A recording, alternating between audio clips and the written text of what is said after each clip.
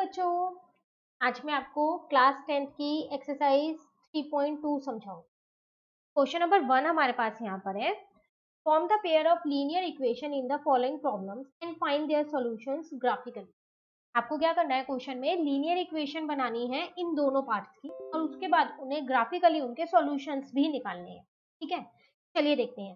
Question number 1 first part है आप यहाँ। 10 students of class 10 took part in the mathematics quiz. If the number of girls is 4 more than the number of boys, find the number of boys and girls which took part in the quiz. आपसे कह रहा है कि 10th class के total 10 students हैं जिन्होंने mathematic quiz में participate किया। ठीक है, एक इन्फॉर्मेशन दे रखी है गर्ल्स और बॉयज की। जो नंबर ऑफ गर्ल्स है ना वो 4 ज्यादा है, टाइम्स नहीं 4 ज्यादा है नंबर ऑफ बॉयज से। अब आपको क्वेश्चन में बताना क्या है कि कितने बॉयज हैं और कितने गर्ल्स हैं जिन्होंने इस क्विज में पार्टिसिपेट किया। तो देखो इतना तो आपको कंफर्म है कि टोटल 10 स्टूडेंट्स हैं, तो 10 स्टूडेंट्स में कुछ गर्ल्स होंगे और कुछ बॉयज होंगे। ठीक है, एक इन्फॉर्मेशन आपको यहाँ से मिल जाएगी, एक इक्वेशन। उसके बाद दूसरी इक्वेशन आपको यहाँ से मिलेगी कि जो नंबर ऑफ गर्ल्स है वो 4 ज्यादा है नंबर ऑफ बॉयज से। तो पहले आपको क्या करना है, लीनियर इक्वेशन बनानी है, उसके बाद उसको सॉल्व करना है ग्राफिकली। चलिए, तो यहाँ पर हम बनाते हैं linear equation.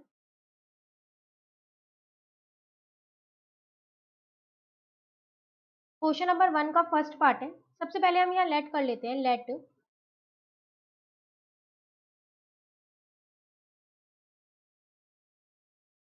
The number of girls be x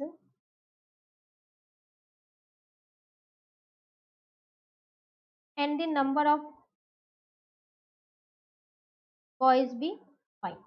ठीक है, अब अकॉर्डिंग टू क्वेश्चन अगर हम यहाँ पर देखें तो टोटल 10 स्टूडेंट्स थे, तो x plus Y is equal to 10 होगा। एक तो गर्ल्स प्लस बॉयज दोनों मिला के टोटल स्टूडेंट्स हो गए, और एक आपसे कह रहा था कि जो गर्ल्स है वो 4 ज्यादा है बॉयज से, तो x minus Y is equal to 4 होगा।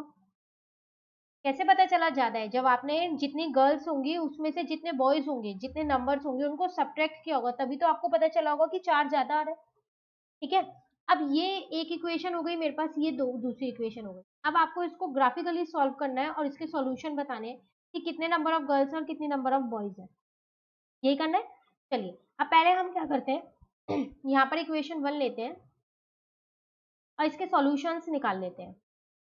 उसी तरीके से यहाँ पर इक्वेशन 2 लेंगे और इसके सॉल्यूशंस निकाल लेंगे। अब फिर हम उसको ग्राफ पे प्लॉट कर देंगे। ठीक है, तो x plus Y is equal to 10 है, तो x और y, अगर हम यहाँ देखें, अगर हम x5 लेंगे तो y भी 5 आएगा। मैं एक आपको यहाँ पर पुट करके दिखाती हूँ। x plus Y is equal to 10, इसका मतलब 5 मैंने x लिया, तो यहाँ पर मेरे पास y की वैल्यू कितनी निकल जाएगी, 5 ही निकलेगी। ठीक है, उसके बाद अगर मैं यहाँ पर x को 4 लेती हूँ तो y 6 होगा, और x को 6 लूंगी तो y 4 होगा। तो ये इक्वेशन 1 के सॉल्यूशंस आ गए। उसी तरीके से हम इक्वेशन 2 के सॉल्यूशंस भी यहाँ पर निकाल लेंगे। आपको एक वेरिएबल की वैल्यू खुद से लेनी है, दूसरे वेरिएबल की वैल्यू अपने आप निकल जाएगी अगर आप उसके पहले वाले वेरिएबल की वैल्यू इक्वेशन में पुट करोगे तो। ठीक है, अब मैंने यहाँ पर x को 5 लिया, तो यहाँ पर एक इक्वेशन एक मैं आपको पुट करके दिखा देती हूँ ताकि आप बाकी सब आसानी से कर सको। तो मैंने x यहाँ पर 5 लिया है, तो यहाँ से y की वैल्यू कितनी निकल के आ जाएगी, y की वैल्यू निकल के आ जाएगी 1। ठीक है, उसके बाद मैंने क्या किया, यहाँ पर x को 4 ले लिया तो y की वैल्यू 0 आ जाएगी। फिर मैंने क्या किया, x को 3 ले लिया तो y की वैल्यू -1 है। तो आप एक एक वैल्यूज पुट करना, दूसरे वेरिएबल की वैल्यूज अपने आप निकल जाएंगी।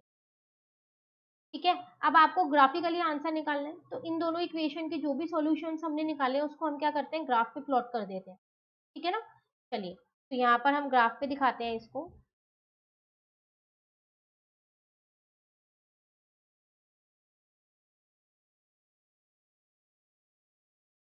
0 1 2 3 4 5 6 7 8 9 10 1 2 3 4 5 6 7 -1 -2 -3 -4 -1 -2 -3 ठीक है, चलिए पहले हम क्या करते हैं, इक्वेशन 1 के सॉल्यूशंस को पुट करते हैं। तो x 5 है तो y भी 5 है, यहाँ पर कहीं आएगा 5 और 5। क्लियर है? उसके बाद था 4 6 और 6 4, एक बार x 4 है और y 6 है तो यहाँ पर कहीं पर होगा, और एक बार y 4 है तो x 6 है तो यहाँ पर कहीं होगा। ये आपके पास एक इक्वेशन क्या गई। अब आप जब इससे एक लाइन आपको ड्रॉ करनी है, स्केल से प्रॉपरली ड्रॉ कीजिएगा आप लोग, बिल्कुल स्ट्रेट लाइन बन के जाएगी यहाँ पर। ठीक है, इस पे आप इक्वेशन लिख सकते हैं यहाँ x plus Y is equal to 10, ये इस वाले इक्वेशन के सॉल्यूशन। अब दूसरी इक्वेशन अगर हम यहाँ पर देखें तो है, उसके सॉल्यूशन है 5 और 1 और 4 और 0। चलिए पुट करते हैं यहाँ पर, 5 और 1 यहाँ पर आ जाएगा। ठीक है, 4 और 0, इसका मतलब y तो 0 है तो x 4 होगा ना, तो वो यहीं आएगा।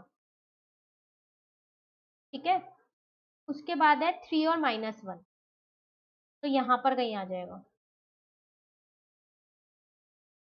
या थोड़ा सा इधर लगाते हैं इस डॉट को।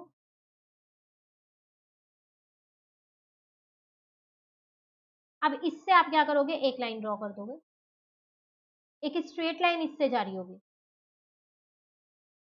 जहां भी ये कट कर रही हो। ठीक है, अब आप देखो जहां ये दोनों लाइंस कट कर रही हैं, वो जो आपके पास है वो आपका सॉल्यूशन निकल गया। तो 7 और 3 निकला आपका सॉल्यूशन।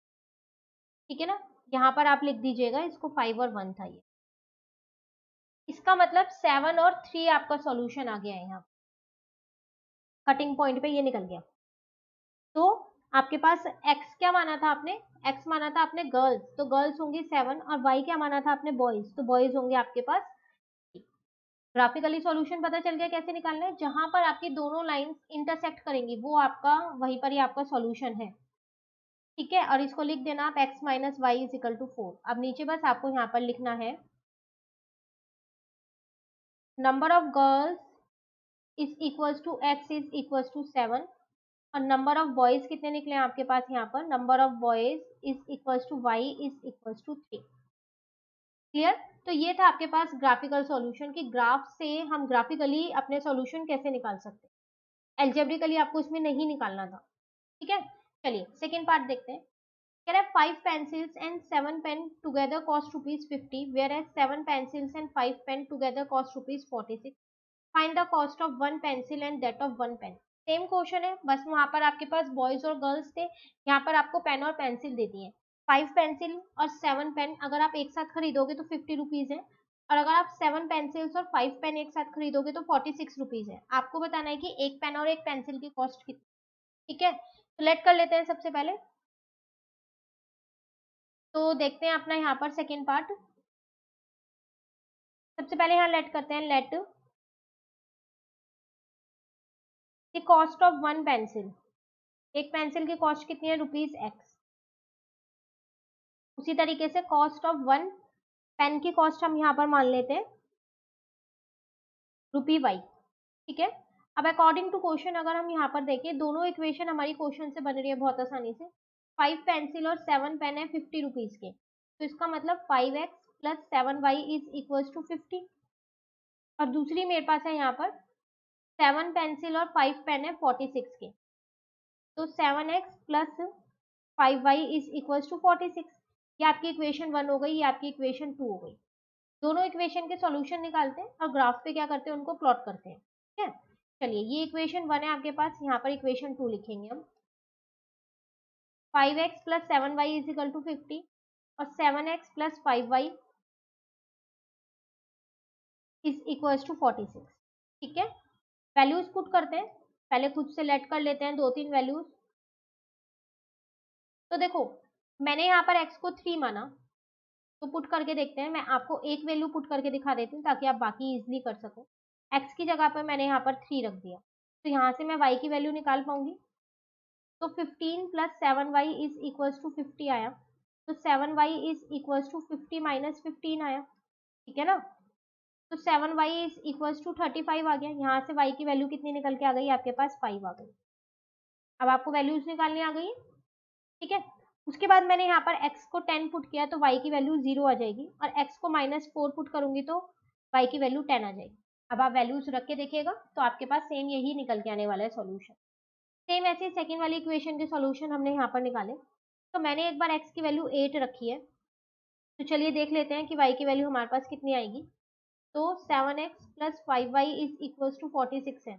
तो मैंने क्या किया है, यहाँ पर x की जगह 8 रख दिया है, ये 5y ऐसी है इज इक्वल टू 46 ऐसी। तो 7 8 जो आपके पास होता है 56 प्लस का 5y इज इक्वल टू 46 हो गया, है ना। तो 5y is equal to 46 minus 56। तो 5y कितना हो गया आपके पास यहाँ पर, माइनस का 10 आ गया। y की वैल्यू आपके पास यहाँ पर आ जाएगी माइनस का 2। तो यहाँ मैंने लिख दिया -2, ठीक है।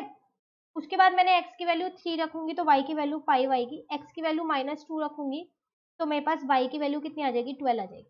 तो मैंने दोनों इक्वेशन से क्या किया, सॉल्यूशन निकाल लिए। अब हम क्या करते हैं, इसको ग्राफ पे प्लॉट करके देखते हैं। चलिए अब हम यहाँ पर बनाते हैं ग्राफ। तो उसके लिए पहले चाहिए आपको x एक्सिस और y एक्सिस, यही चाहिए।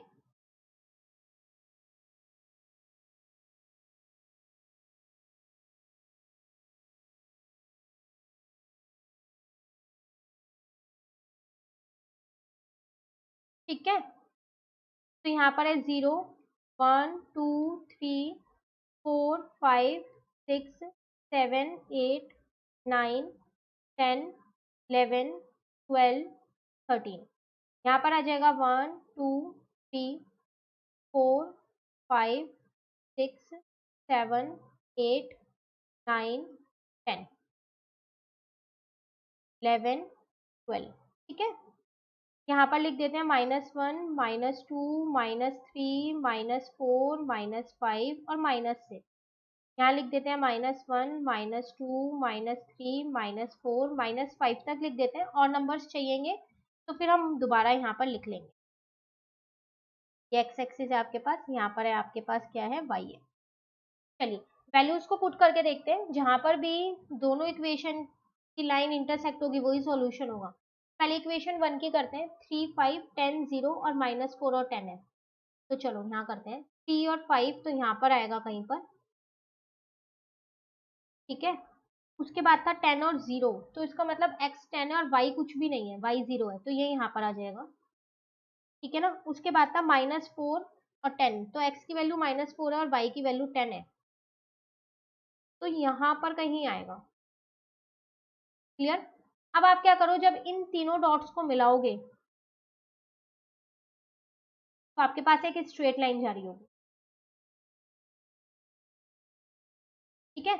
इस पे आप अपनी इक्वेशन लिख दीजिएगा, 5x plus 7y is equal to 50। चलिए दूसरी इक्वेशन के सॉल्यूशन देखते हैं। तो 8 -2 3 5 और -2 12 है, पुट करते हैं। 8 और -2 है, तो x है 8 और y है -2, तो यहाँ पर कहीं आएगा ये, ठीक है। उसके बाद था 3 और 5 था, चेक कर लेते हैं एक बारी, हाँ 3 5 है और -2 और 12 है। तो 3 और 5 है, एक तो कॉमन पॉइंट है दोनों का, यही वाला है 3 और 5। देखो ये इक्वेशन 1 में था, इक्वेशन 2 में भी है ये, ठीक है। उसके बाद है -2 और 12, -2 तो ये रहा आपके पास, 12 है आपके पास यहाँ पर। तो अब आप इनको ज्वाइन करोगे, इसी पॉइंट से होता हुआ जाएगा ना ये, ठीक है। इस इक्वेशन पे लिख देना, इस लाइन पे लिख देना इक्वेशन इसकी, तो वो है आपके पास 7x plus 5y is equal to 46। देखो ये दोनों पॉइंट्स आपके पास यहाँ पर आके मिल रहे हैं, मिल रहे हैं यहाँ के। अगर आप यहाँ पर देखो तो आपके पास, अगर आप प्रॉपरली बनाओगे तो 3 और 5 आ रहा है। तो 3 और 5, इसका मतलब x आपके पास 3 आ गया और y आपके पास 5 आ गया। और x आपने माना किसको था, x आपने माना था, अगर हम अपने क्वेश्चन में देखें तो पेंसिल की कॉस्ट को। बस अब यहाँ लिख देना, cost of one pencil is equal to x is equal to ₹3। उसी तरीके से cost of one pen is equal to y is equal to rupees कितना आ जाएगा, 5, ठीक है। तो ये था आपके पास क्वेश्चन नंबर 1, जिसको हमने ग्राफिकली यहाँ पर दिखा दिया। चलिए अब हम करते हैं क्वेश्चन नंबर 2। क्वेश्चन है हमारे पास यहाँ पर, on comparing the ratios a1 upon a2 b1 upon b2 and c1 upon c2, find out whether the lines representing the following pair of linear equation intersect at a point are parallel और coincident. देखो आपको यहाँ पर क्या करना है, a1 upon a2 b1 upon b2 और c1 upon c2 को कंपेयर करके ये बताना है कि जो आपको यहाँ पर लीनियर इक्वेशंस दे रखी हैं, जब आप इसे ग्राफिकली दिखाओगे तो कैसी लाइंस बनेंगी, इंटरसेक्टिंग लाइंस बनेंगी, पैरेलल लाइंस बनेंगी या कोइंसिडेंट लाइंस बनेंगी। ठीक है, तो यहाँ पर आपको ग्राफ पे बना के नहीं बताना है, आपको इन रेशियोज को कंपेयर करना है। तो रेशियोज को कंपेयर करने से पहले मैं आपको एक चीज यहाँ पर दिखाना चाहूंगी, आपकी बुक में ही है ये, एनसीईआरटी की बुक में। तो अगर आप ये वाली टेबल देखो, इस टेबल की हेल्प से हम ये बता सकते हैं कि ग्राफिकली अगर दो इक्वेशंस हैं हमारे पास, उनका जो ग्राफिकल रिप्रेजेंटेशन है वो कैसा आएगा। देखो, अगर आपके पास a1/a2 जो है वो b1/b2 के इक्वल नहीं हुआ, तो आपके पास इंटरसेक्टिंग लाइंस आएंगी ग्राफिकली, और उसके सॉल्यूशन कैसे होंगे, यूनिक सॉल्यूशन होंगे, एग्जैक्टली वन सॉल्यूशन। और ये सिस्टम कैसा होता है, ये होता है कंसिस्टेंट। ये भी अभी आपको आगे काम आने वाला है। ठीक है, a1 a2 आप सभी को पता है, इक्वेशन किस फॉर्म में होती है, a1x plus b1y plus c1 is equal to 0, और a2x plus b2y plus c2 is equal to 0। तो अब आप क्या करो, a1/a2 और b1/b2 को कंपेयर करो, अगर वो दोनों इक्वल नहीं है तो इंटरसेक्टिंग लाइंस बनेंगी। ठीक है, एल्जेब्रिकली इंटरप्रिटेशन देखेंगे तो उसमें सिर्फ एक ही सॉल्यूशन, और सिस्टम कैसा होगा, कंसिस्टेंट होगा। अब अगर a1/a2 is equals to b1/b2 is equals to c1/c2 हुआ, तीनों ही इक्वल हुए, तो वो कौन सी लाइंस बनेगी, कोइंसिडेंट लाइन, मतलब एक के ऊपर एक लाइन बनेगी। डायसेक्टिंग में तो क्रॉस में बनती है, लेकिन जब ये वाली कंडीशन होगी हमारे पास तो कोइंसिडेंट लाइंस बनेगी। और एल्जेब्रिकली इंटरप्रिटेशन देखें उसकी, तो उसके इनफाइनाइटली मैनी सॉल्यूशन, और सिस्टम कैसा होगा यहाँ पर, कंसिस्टेंट होगा। ठीक है, अब अगर a1/a2 जो है वो b1/b2 के तो इक्वल आएगा, लेकिन c1/c2 के इक्वल नहीं आए, ऐसा भी हो सकता है ना, जब हम इन दोनों लीनियर इक्वेशंस को कंपेयर करेंगे तो ये भी आ सकता है। तो कौन सी लाइंस बनेंगी, पैरेलल लाइंस बनेंगी। एल्जेब्रिक इंटरप्रिटेशन क्या होगा, नो सॉल्यूशन होगा, और सिस्टम कैसा होगा यहाँ पर, इनकंसिस्टेंट। ठीक है, तो जब भी आपको क्वेश्चन में पूछे कि बताओ कि इंटरसेक्टिंग लाइन बनेंगी, पैरेलल लाइंस बनेंगी या फिर कोइंसिडेंट लाइन बनेंगी, तो आपको ये तीन कंडीशंस पता होनी चाहिए। a1/a2, b1/b2 और c1/c2 इक्वल होंगे तो क्या होगा, इक्वल नहीं होंगे तो कौन सी कंडीशन क्या बनेगी, कौन सी लाइंस आएंगी। क्लियर है, चलिए अब आते हैं हम वापसी अपने क्वेश्चन पे। तो देखो, फर्स्ट इक्वेशन ये रही आपके पास, चलो अब यहाँ पर इसको लिख लेते हैं, क्वेश्चन नंबर 2 की फर्स्ट इक्वेशन को। दोनों इक्वेशंस आपको दे रखी हैं, 5x माइनस 4y प्लस का 8 इज इक्वल टू 0, और 7x प्लस का 6y माइनस का 9 इज इक्वल टू 0। कंपेयर करें पहले। ठीक है, a1/a2 पहले यहाँ लिख लेते हैं, a1 है देखो 5, b1 है आपके पास -4 और c1 है आपके पास 8। ठीक है, a2 है आपके पास 7, b2 है आपके पास 6 और c2 है आपके पास -9। ठीक है, यहाँ से मैंने सिर्फ वैल्यूज लिख ली। चलो अब कंपेयर करते हैं, तो a1/a2 अगर हम देखें तो 5/7 है, b1/b2 अगर हम देखें तो वो है -4/6, अगर हम इसे कट भी करेंगे तो वो 2/3 रहेगा माइनस का। c1/c2 देखें तो वो है 8/-9। तो आप देख रहे हो a1/a2 जो है वो नॉट इक्वल है b1/b2 के, इन दोनों की जो वैल्यूज है वो इक्वल नहीं है ना, नॉट इक्वल है। और जब a1/a2 b1/b2 के इक्वल नहीं होता तो कौन सी लाइंस बनती है, तो बनती है आपके पास इंटरसेक्टिंग लाइंस। ठीक है, क्वेश्चन में आपको यही बताना था, find out whether the line representing the following pair of linear equation intersect at a point or parallel और कोइंसिडेंट, वो इंटरसेक्ट करेंगे। ठीक है, तो आंसर आ जाएगा, इसका मतलब हमारी कौन सी लाइंस बनेगी, इंटरसेक्टिंग लाइन। ठीक है, चलिए सेकेंड पार्ट देखते हैं। सेकेंड पार्ट में फिर आपको दो इक्वेशंस दे रखे हैं, लीनियर इक्वेशन, पहले इनको यहाँ पर लिख लेते हैं। तो आपके पास है 9x plus 3y plus 12 is equal to 0, और 18x plus 6y plus 24 is equal to 0। पहले a1 a2 b1 b2 इनकी वैल्यूज लिख लेते हैं, फिर हम यहाँ पर क्या करेंगे, कंपेयर कर देंगे। तो b1 b2 की वैल्यू अगर हम देखें तो यहाँ 3 और 6 है, और c1 c2 की वैल्यू अगर हम यहाँ देखें तो 12 और 24 है। ठीक है, चलिए कंपेयर करते हैं, a1/a2 इसका मतलब 9/18, कट करके मैं इसको 1/2 लिख सकती हूँ। ठीक है ना, b1/b2 इसका मतलब 3/6, कट करके मैं इसको 1/2 लिख सकती हूँ। C1/C2 इसका मतलब 12/24 कट करके इसको भी मैं 1/2 लिख।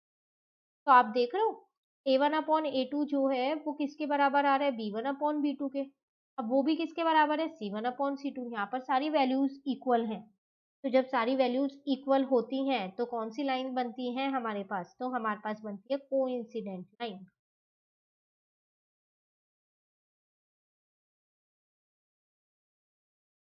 क्लियर। तो यहाँ पर आपको यही बताना था तो हमने बता दिया कोइंसिडेंट लाइन। चलिए लास्ट पार्ट है, थर्ड पार्ट और देखते हैं। पहले इक्वेशन यहाँ पर लिख लेते हैं थर्ड पार्ट की। तो 6x माइनस 3y प्लस का 10 इज इक्वल टू 0 और 2x माइनस का y प्लस का 9 इज इक्वल टू 0।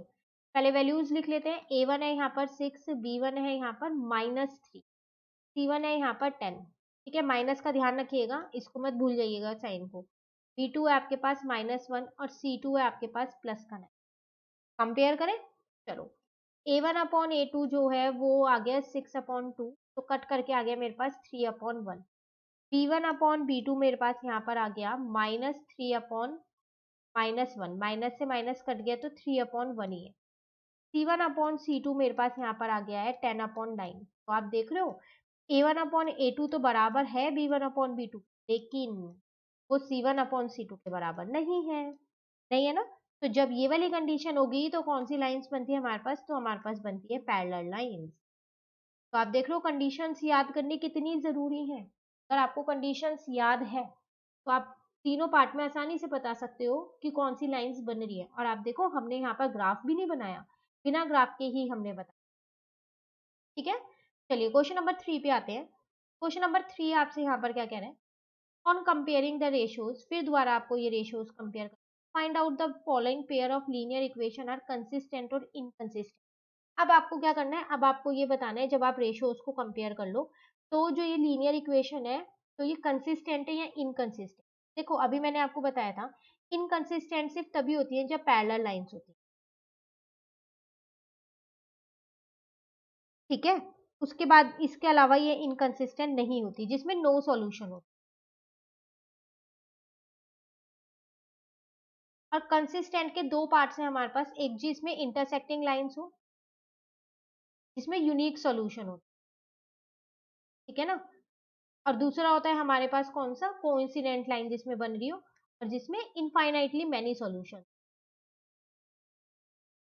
तो हम क्या करते हैं, चेक कर लेते हैं। अगर हमारे पास यूनिक सॉल्यूशन आएगा तो इसका मतलब कंसिस्टेंट है। अगर हमारे पास इनफाइनाइटली सॉल्यूशंस आएंगे इसका मतलब तब भी कंसिस्टेंट है। अगर हमारे पास नो सॉल्यूशन आए तो हमारे पास inconsistent.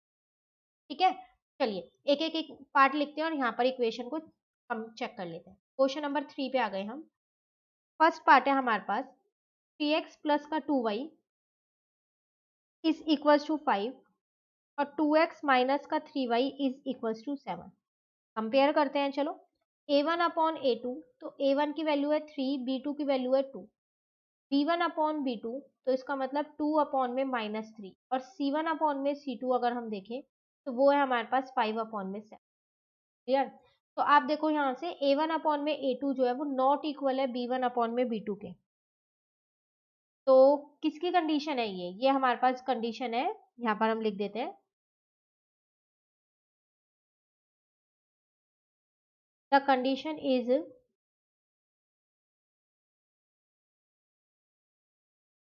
Satisfied for unique solution, जिसमें इंटरसेक्टिंग लाइन बनती है ना। तो इसका मतलब इसका आंसर क्या था, कंसिस्टेंट आएगा या इनकंसिस्टेंट आएगा, तो इसका आएगा हमारे पास कंसिस्टेंट। तो आपको यही तो बताना था कि बताओ इक्वेशंस जो है वो कंसिस्टेंट है या इनकंसिस्टेंट। तो जो इक्वेशंस है वो हमारी क्या है, कंसिस्टेंट। ठीक है, चलिए सेकेंड पार्ट देखते हैं अब हम यहाँ पर। तो 2x minus 3y is equal to 8 और 4x minus 6y is equal to 9 है।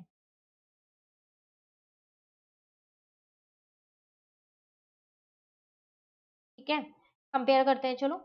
A1/A2 अगर हम देखें तो यहाँ पर है 2/4, कट करके मैंने यहाँ लिख दिया 1/2।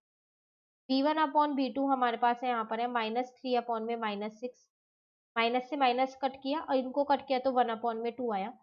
C1/C2 मेरे पास है 8/9। तो अगर मैं यहाँ पर देखूँ तो A1/A2 जो इक्वल है B1/B2 के, लेकिन नॉट इक्वल है वो C1/C2 के। तो ये किसकी कंडीशन होती है हमारे पास? ये हमारे पास तब होती है जब हमारे पास क्या होते हैं, नो सॉल्यूशन। जैसे हमने यहाँ लिखा ना, the condition is satisfied for unique solution, तो सेम चीज यहाँ लिख देंगे, the condition is satisfied for no solution. ठीक है, जब नो सॉल्यूशन है तो ये कौन सा है, हमारा आंसर क्या आएगा, इनकंसिस्टेंट। ठीक है, तो पेयर ऑफ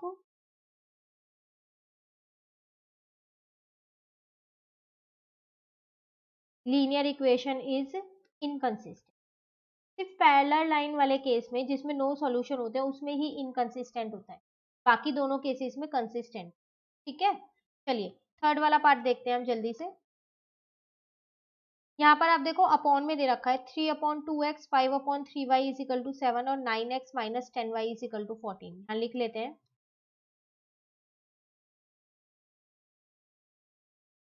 और दूसरी हमारे पास 9x माइनस का 10y इज इक्वल्स टू 14। ठीक है ना, चलो A1/A2 देखते हैं। तो A1 मेरे पास है 3/2 और अपॉन में A2 है मेरे पास 9।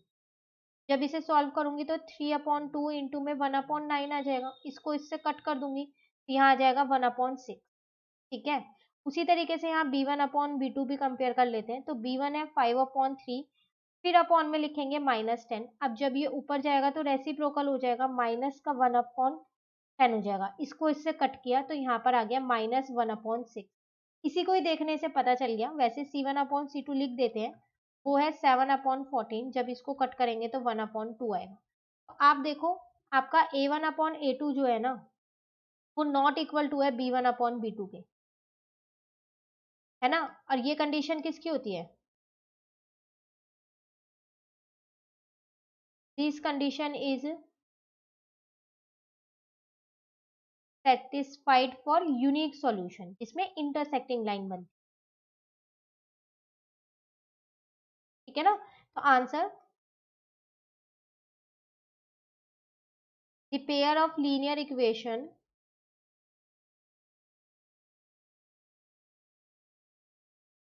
इज कंसिस्टेंट, तो वो क्या होंगे आपके पास, कंसिस्टेंट। ठीक है, चलिए नेक्स्ट पे आते हैं, फोर्थ वाले पार्ट पे आते हैं हम। फोर्थ पार्ट है आपके पास यहाँ पर 5x minus 3y is equal to 11 और minus 10x plus 6y is equal to -20। यहाँ लिखते हैं माइनस का 10x प्लस का 6y is equal to minus का 20। कंपेयर करते हैं A1/A2, अगर हम देखें तो यहाँ पर 5 में माइनस का 10 है, इसका मतलब कट करेंगे तो -1/2 आ गया। B1/B2 अगर हम देखें तो यहाँ पर -3/6 है, कट करेंगे तो माइनस का 1/2 ही आएगा। और C1/C2 अगर हम देखें तो 11/22 है माइनस का, कट करेंगे तो माइनस का 1/2 आएगा। आप देख रहे हो कि तीनों में ही सेम आ रहा है, A1/A2 जो है वो B1/B2 के इक्वल आ रहा है और वही आपके पास C1/C2 के इक्वल आ रहा है ना, इक्वल। और ये कौन सी किसको सेटिस्फाइड करती है, जिसके इनफाइनाइट सॉल्यूशंस होते हैं। ठीक है, तो पहले यहाँ लिख देते हैं, this condition is satisfied for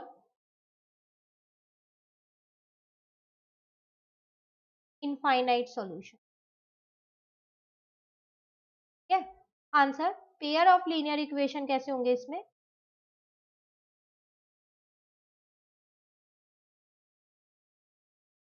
pair of linear equation is consist. ठीक है, चलिए एक और पार्ट रह गया शायद अभी इस क्वेश्चन का, लास्ट पार्ट है, इसको भी कर लेते हैं। 4/3x plus 2y is equal to 8 और 2x plus 3y is equal to 12, यहाँ पर लिखते हैं।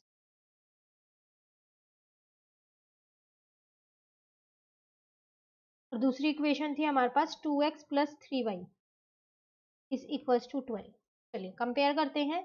A1/A2 देखते हैं सबसे पहले, तो यहाँ पर आएगा 4/3 अपॉन में 2। अब जब ये ऊपर जाएगा तो रेसिप्रोकल हो जाएगा, 1/2 हो जाएगा। इसको इससे कट कर दिया 2, तो आंसर आ गया आपके पास 2/3। B1 अपॉन B2 यहाँ पर चेक करते हैं। तो देखो B1 आपके पास दे रखा है 2 और B3 आपके पास दे रखा है 3। ठीक है। C1 अपॉन C2 हम चेक करते हैं, तो यहाँ है 8/12। अब अगर आप इसको कट कर दोगे 4 की टेबल से, तो आपके पास 2/3 आ जाएगा। तो देखो A1/A2 जो है वो किसके इक्वल आ रहा है, B1/B2 के, और वो किसके इक्वल आ रहा है, C1/C2 के। तो इसका मतलब यहाँ पर तीनों इक्वल है।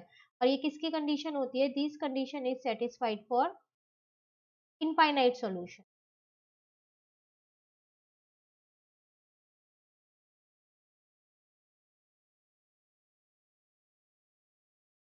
इनफाइनाइट सॉल्यूशन, तो इसका मतलब पेयर ऑफ लीनियर इक्वेशन कैसे होंगे आपके पास, consistent.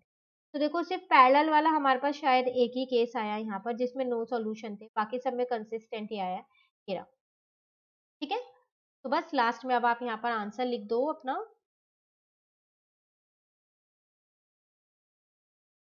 Pair of linear equation is consistent. ठीक है। ये था आपके पास क्वेश्चन नंबर 3। चलिए आते हैं हम क्वेश्चन नंबर 4 पे। कह रहे which of the following pair of linear equation are consistent और inconsistent, if consistent obtain the solution graphically. आपसे यहाँ पर क्या कह रहा है, देखो आपको टोटल 4 पार्ट्स दे रखे हैं। आपको पहले तो यही बताना है कि बताओ इनमें से जो लीनियर इक्वेशन है वो कौन सी कंसिस्टेंट और कौन सी इनकंसिस्टेंट। अब अगर कंसिस्टेंट है तो आप उसको ग्राफिकली भी दिखाओ ये सॉल्यूशन। ठीक है। चलिए फर्स्ट पार्ट यहाँ पर लिख लेते हैं। तो पहले तो क्वेश्चन नंबर 3 की तरह ही हम कर लेते हैं इसको। तो अगर हम फर्स्ट पार्ट यहाँ देखें, x plus Y is equal to 5 है। ठीक है।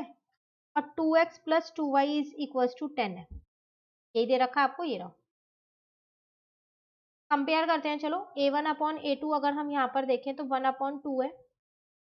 B1/B2 अगर हम यहाँ देखें तो 1/2 है। C1/C2 अगर हम यहाँ देखें तो 5/10 है। लेकिन जब आप कट कर दोगे तो 1/2 ही आएगा। तो A1/A2 जो है वो इक्वल है B1/B2 के, और वही इक्वल है C1/C2 के। तो ये कंडीशन किसकी होती है मेरे पास, इनफाइनाइट सॉल्यूशंस की होती है ना, इनफाइनाइट सॉल्यूशन की। तो इसका मतलब ये कौन सा है आपके पास, कंसिस्टेंट है, फर्स्ट वाला। तो पेयर ऑफ लीनियर इक्वेशन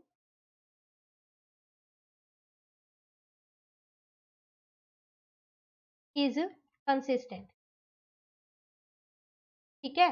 अब जब ये कंसिस्टेंट है तो आपको इसको ग्राफिकली भी दिखाना पड़ेगा ना। तो चलिए वो दोनों इक्वेशंस फिर से यहाँ पर लिख लेते हैं। इक्वेशन नंबर 1 थी हमारे पास यहाँ पर x plus Y is equal to 5, और इक्वेशन नंबर 2 थे हमारे पास यहाँ पर 2x plus 2y is equal to 10। तो यहाँ से ना मैंने 2 कॉमन ले लिया, तो x plus Y is equal to 10 आ गया, और यहाँ पर x plus Y is equal to 5 आ गया। आप देख रहे हो दोनों ही इक्वेशन सेम सेम है, दोनों के सेम सॉल्यूशन ले लेते हैं। एक बार x को 4 मान लेते हैं तो y की वैल्यू 1 आ जाएगी, जैसे हमने अभी क्वेश्चन नंबर 1 में सीखा था ग्राफिकली। सेम यहाँ पर हम वैसे ही बनाएंगे। एक बार x को 3 मानेंगे तो y की वैल्यू 2 आ जाएगी। एक बार x को 2 मानेंगे तो y की वैल्यू 3 आ जाएगी। सेम इस वाली इक्वेशन की भी यही ले लेते हैं, क्योंकि दोनों इक्वेशन हमारे पास यहाँ पर सेम। ठीक है। चलिए अब हम बनाते हैं इसका ग्राफ। अगर हम यहाँ पर ग्राफ बनाएंगे तो x एक्सिस और y एक्सिस बनाने पड़ेंगे पहले।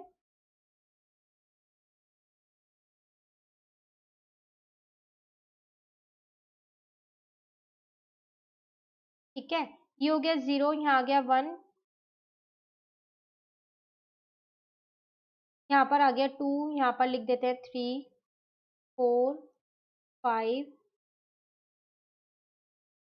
तो यहाँ 5 लिख दिया, फिर 6 हो गया, यहाँ पर 7 हो गया, 8 हो गया, 9 और 10 तक ले लेते हैं। ठीक है। यहाँ पर भी 1, 2, 3, 4, 5, 6, 7। यहाँ पर ले लेते हैं -1, -2, -3। और नंबर्स चाहिए होंगे तो उसके बाद हम यहाँ पर और ऐड कर दें। ठीक है। चलिए पुट करते हैं। अगर हम यहाँ पर देखें तो देखो 4, 1, 3, 2, 2, 3 है, दोनों के सेम ही है क्योंकि कोइंसिडेंट लाइन वाला केस है ये। तो 4, 1 आपके पास यहाँ पर आएगा। 4, 1, अच्छा 1 है ना, तो यहाँ पर कहीं आएगा। ठीक है, इसको लिख देते हैं 4, 1। उसके बाद है 3 2, तो 3 2 यहाँ पर कहीं आएगा। उसके बाद है 2 3, तो वो यहाँ पर कहीं आ जाएगा। ठीक है, बस ज्वाइन कर दो, दोनों इक्वेशन के सेम पॉइंट्स हैं, तो इन्हें ही तो बोलते हैं कोइंसिडेंट लाइन। ये बन गया आपका कोइंसिडेंट लाइन वाला केस। ठीक है ना। आप यहाँ पर इक्वेशन लिख दो, x plus Y is equal to 5, और यहाँ वाली लाइन पे लिख देना 2x plus 2y is equal to 10। तो ये है आपके पास ग्राफिकल रिप्रेजेंटेशन। तो सिर्फ उन्हीं का ग्राफिकल रिप्रेजेंटेशन देना है जिनमें सिस्टम जो है कंसिस्टेंट होगा। क्लियर। यहाँ पर लिख लीजिएगा y, यहाँ पर x है ये माइनस का, ये x है प्लस का, और यहाँ पर आप लिख लीजिएगा y माइनस। ठीक है, चलिए सेकेंड पार्ट देखते हैं।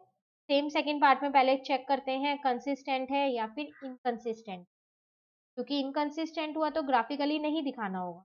ठीक है ना। चलो, तो x minus Y is equal to 8, और यहाँ पर है आपके पास 3x माइनस का 3y इज इक्वल टू 16। तो a1 अपॉन a2 अगर हम देखें तो 1/3 है। b1 अपॉन b2 अगर हम देखें तो यहाँ पर -1/-3 है, लेकिन कट करके वो 1/3 आ रहा है। और c1 अपॉन c2 अगर हम यहाँ पर देखें तो वो 8/16 है, कट करेंगे तो 1/2 आ रहा है। तो a1 अपॉन a2 जो है वो इक्वल तो है b1 अपॉन b2 के, लेकिन वो नॉट इक्वल है किसके, c1 अपॉन c। तो ये किसका केस होता है, ये होता है हमारे पास जिसमें नो सॉल्यूशन हो, मतलब कि पैरेलल लाइंस होती है, नो सॉल्यूशन वाला केस है। तो pair of linear equation is, लिख देंगे यहाँ पर, तो पेयर ऑफ लीनियर इक्वेशन कौन से आ गए हमारे पास यहाँ पर, इज इनकंसिस्टेंट। और जब ये इनकंसिस्टेंट है तो हमें इसका ग्राफ नहीं बनाना पड़ेगा। ठीक है ना। चलिए थर्ड वाला केस देखते हैं, बस दो पार्ट और रह गए हैं, थर्ड और फोर्थ, फिर हमारे ये वाला क्वेश्चन भी हो जाएगा कंप्लीट। तो थर्ड पार्ट हम देखें तो 2x plus y minus 6 is equal to 0 है, और एक है आपके पास 4x माइनस का 2y माइनस 4 इजिकल। चलो पहले कंपेयर कर लेते हैं। a1 अपॉन a2 अगर हम देखें यहाँ पर तो 2/4 है। b1 अपॉन b2 अगर इसको कट कर देते हैं 1/2 आ जाएगा। b1 अपॉन b2 देखें तो 1/-2 है। और c1 अपॉन c2 अगर हम देखें तो -6/-4 है, माइनस से माइनस कट जाएगा, इनको कट करेंगे तो 3/2 आएगा। तो यहाँ पर तो हमारे पास a1 अपॉन a2 जो है वो नॉट इक्वल टू है b1 अपॉन b2 के। और ये किसकी कंडीशन होती है, ये होती है यूनिक सॉल्यूशन की, इसमें इंटरसेक्टिंग लाइंस बनती हैं, है ना, यूनिक सॉल्यूशन की। तो इसका मतलब पेयर ऑफ लीनियर इक्वेशन कैसे हैं आपके पास,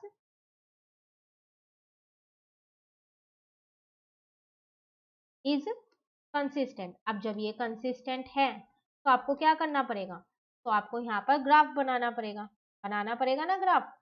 तो चलिए ग्राफ बनाते हैं अब यहाँ पर हम।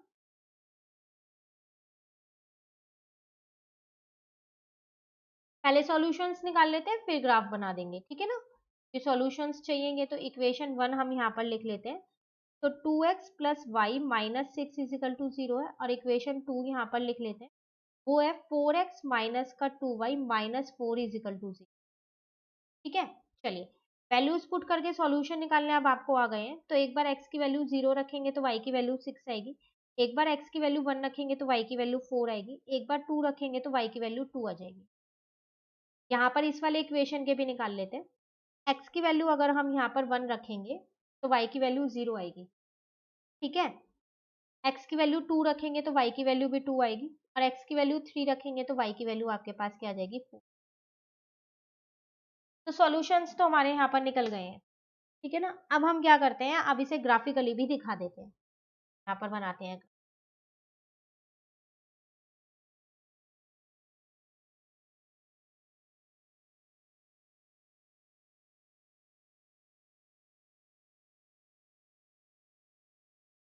तो 0 1 2 3 4 5 6 7 8 9।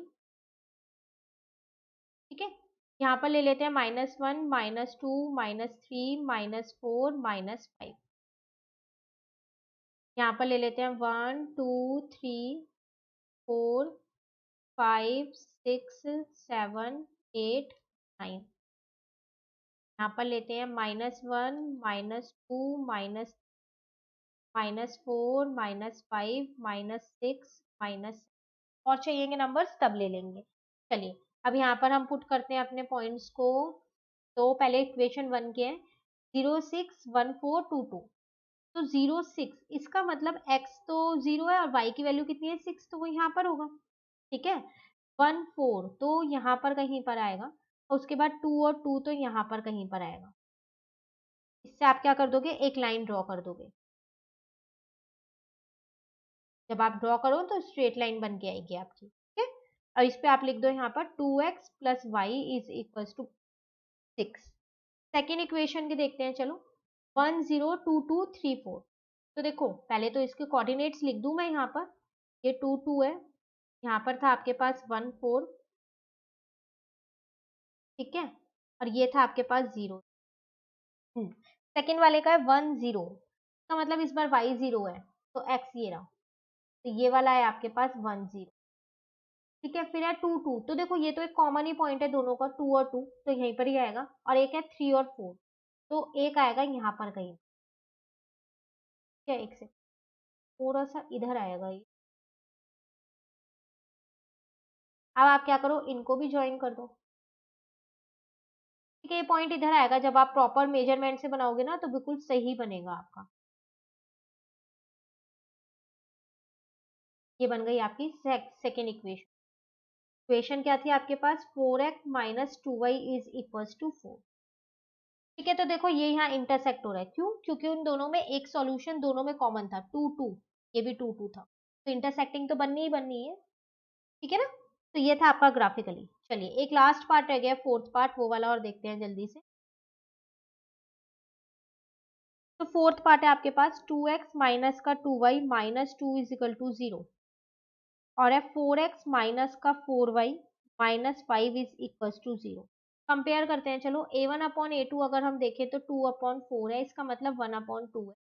b1/b2 अगर हम यहाँ पर देखें तो -2/-4 है, कट किया तो ये भी मेरा 1/2 आ जाएगा। c1/c2 अगर मैं यहाँ पर देखूँ तो -2/-5 है, कट किया तो 2/5 ही आएगा। तो अगर हम यहाँ देखें तो a1/a2 तो इक्वल है b1/b2 के, लेकिन वो नॉट इक्वल है c1/c2, है ना। और ये किसकी कंडीशन होती है, ये कंडीशन होती है मेरे पास no solution.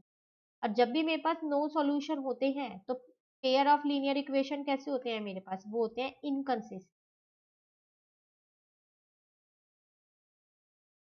Pair of linear equation is inconsistent, और जब ये इनकंसिस्टेंट है तो इसका ग्राफ बनाने की जरूरत हमको नहीं है, क्योंकि हमें कंसिस्टेंट का ही बनाना। ठीक है, चलिए क्वेश्चन नंबर 5 पे आते हैं। क्वेश्चन नंबर 5 है आपके पास, half the perimeter of rectangular garden whose length is 4 metre more than its width is 36 metre, find the dimension of the garden. Question में आपसे क्या कह रहा है, half the perimeter of rectangular garden, एक रेक्टेंगुलर गार्डन है आपके पास, उसका आधा पेरीमीटर आपको दे रखा है 36 मीटर। उसकी लेंथ और ब्रेथ जो है आपको डायरेक्टली ना देके ना एक इन्फॉर्मेशन दे रखी है कि जो लेंथ है वो ब्रेथ से 4 मीटर जाता है। तो डायमेंशंस बताओ उस गार्डन की। देखो डायमेंशंस का मतलब होता है लेंथ और ब्रेथ, 2D शेप हो तो, अगर 3D शेप हो तो लेंथ ब्रेथ और हाइट होता है। ठीक है, तो इसका मतलब मुझे इस रेक्टेंगुलर गार्डन की लेंथ और ब्रेथ फाइंड करनी।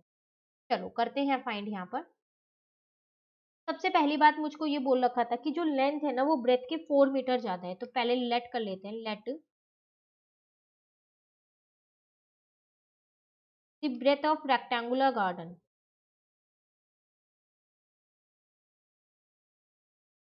Is equals to x metre. तो फिर लेंथ कितनी हो जाएगी उसकी, 4 मीटर ज्यादा है, तो वो हो जाएगी x प्लस 4 मीटर।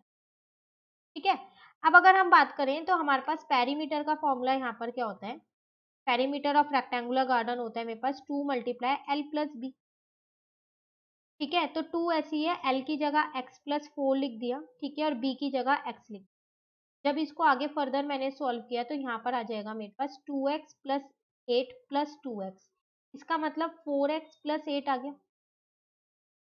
ये आया मेरा पेरीमीटर। अब मुझे एक और इन्फॉर्मेशन गिवन थी कि हाफ पेरीमीटर मुझे दे रखा है, तो अकॉर्डिंग टू क्वेश्चन अगर मैं देखूं तो हाफ दे रखा है 36, तो इसको हाफ कर देते हैं। और ये वाला पेरीमीटर मुझे हाफ 36 दे ही रखा है।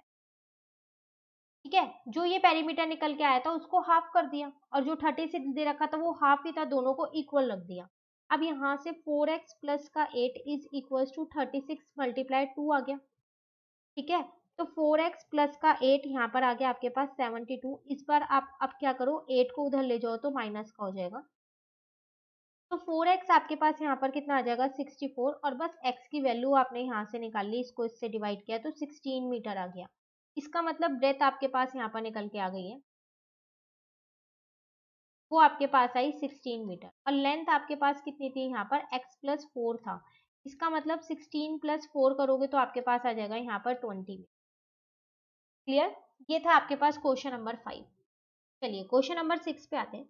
कह रहे given the linear equation 2x plus 3y minus 8 is equal to 0, right another linear equation in two variables such that the geometrical representation of the pair so formed is.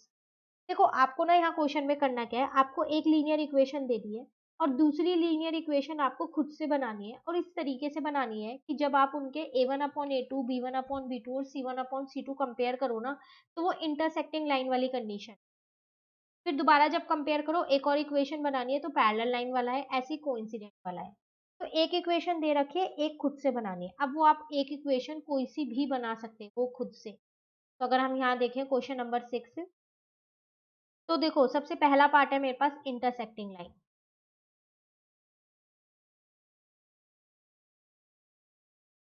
ठीक है, अगर मैं इसकी कंडीशन की आपसे बात करूं कि इसकी कंडीशन क्या होती है, तो इसकी कंडीशन होती है मेरे पास a1/a2 जो है वो नॉट इक्वल टू है b1।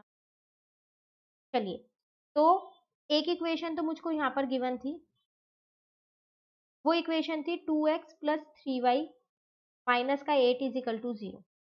सेकेंड इक्वेशन मैं खुद से बनाती हूँ, पर बनाऊंगी इस तरीके से कि a1/a2 जो है वो b1/b2 के इक्वल ना हो। ठीक है, तो मैंने बना दी 2x plus 4y minus 6 is equal to 0। अब आप देख लो, a1/a2 आपके पास है 2/2, कट करोगे तो 1/1 है, और b1/b2 आपके पास है यहाँ पर 3/4, है ना, नॉट इक्वल टू। तो a1/a2 is not equal to b1/b2। ठीक है, सेकेंड वाले केस में आपको इक्वेशन तो बनानी है, लेकिन पैरेलल लाइंस का केस है वो आपके पास। अब पैरेलल लाइंस की अगर मैं कंडीशन की बात करूं यहाँ पर, तो वो होती है मेरे पास a1/a2 तो b1/b2 के इक्वल होता है, लेकिन वो नॉट इक्वल होता है c1/c2 के। चलिए, इक्वेशन 1 तो मुझे क्वेश्चन में पहले से ही दे रखी है, 2x प्लस 3y माइनस का 8 इज इक्वल टू 0। इक्वेशन 2 मैं यहाँ पर खुद बनाती हूँ, बनाऊंगी इस तरीके से कि ये कंडीशन सेटिस्फाइड हो जाए।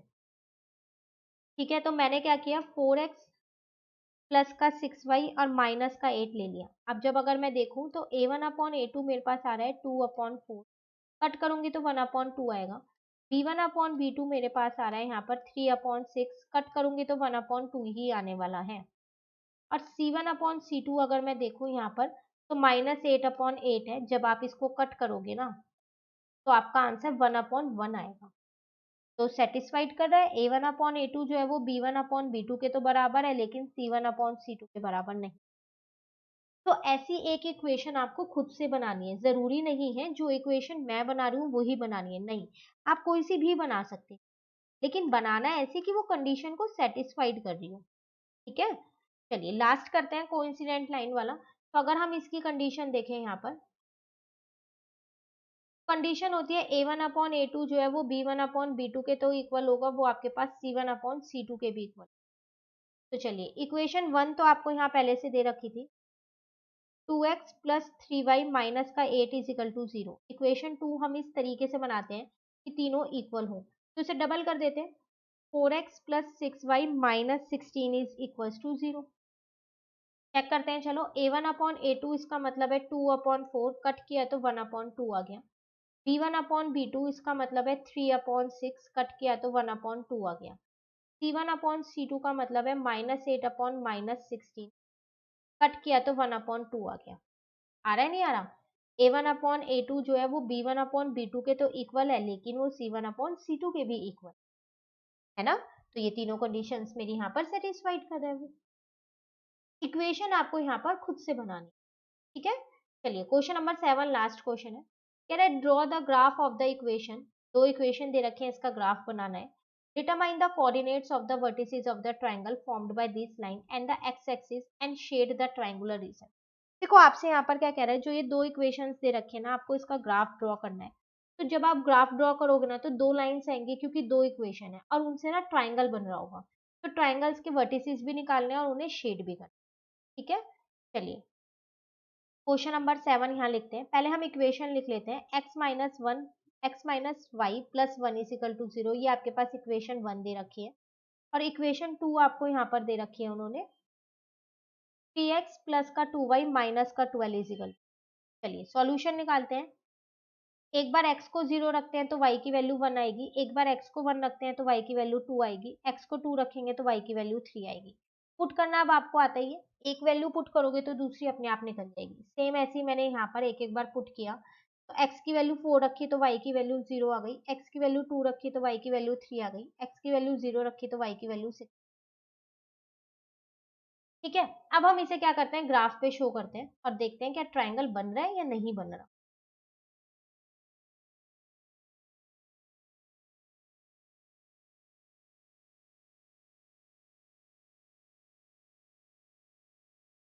ये माइनस का x है, ये प्लस का y है आपके पास, ये प्लस का x है और ये माइनस का y है।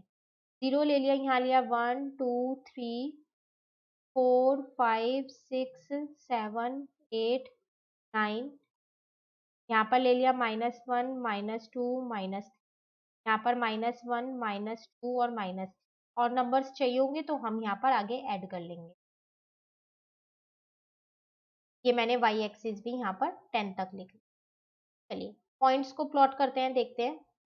तो इक्वेशन 1 के लेते हैं, 0 1 1 2 2 3।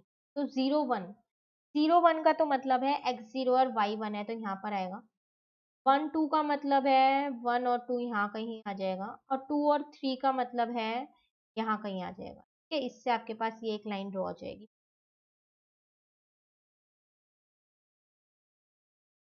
ठीक है, तो आप इसके कोऑर्डिनेट्स यहाँ लिख दो। ये है 0 1 आपके पास, ये है आपके पास 2 3, और ये है आपके पास 1 2। यहाँ लिख देती हूँ तो 1 2। ठीक है, चलिए इक्वेशन यहाँ लिख देना आप, x minus y plus 1 is equal to 0। दूसरी इक्वेशन के देखते हैं। 4 0 2 3 और 0 6 है। 4 0 तो एक तो यहीं आएगा 4 0, तो 2 और 3, 2 और 3, अच्छा ये तो कॉमन पॉइंट है, 2 और 3 दोनों में है। और 0 और 6, 0 और 6 यहाँ आएगा। x की वैल्यू 0 है, y की वैल्यू कुछ ना कुछ, तो भी ज्वाइन कर दो। हाँ ट्राइंगल तो बन रहा है। इक्वेशन का नाम यहाँ पर इक्वेशन लिख देती हूँ, 3x plus 2y minus 12 is equal to 0। यहाँ पर आ जाएगा 0 और 6। ठीक है ना, तो ये आपको कह रहा था कि ट्राइंगल को शेड भी करना है। तो अगर मैं यहाँ पर ट्राइंगल को शेड करूँ तो ये मेरा वो ट्राइंगल है, और जो ये ट्राइंगल है ना, इसके वर्टिसेस लिखने हैं। तो अगर आप देखो तो ये वाला वर्टिसेस तो आपको पता ही है, 2 और 3 है। ये वाला भी आपको पता है, यहाँ पर ये रहा 4 और 0 है। रह गया एक ये वाला वर्टिस। तो जब आप मेजरमेंट से बनाओगे ना, तो ये वाला वर्टिसेस आपका -1 और 0 आएगा।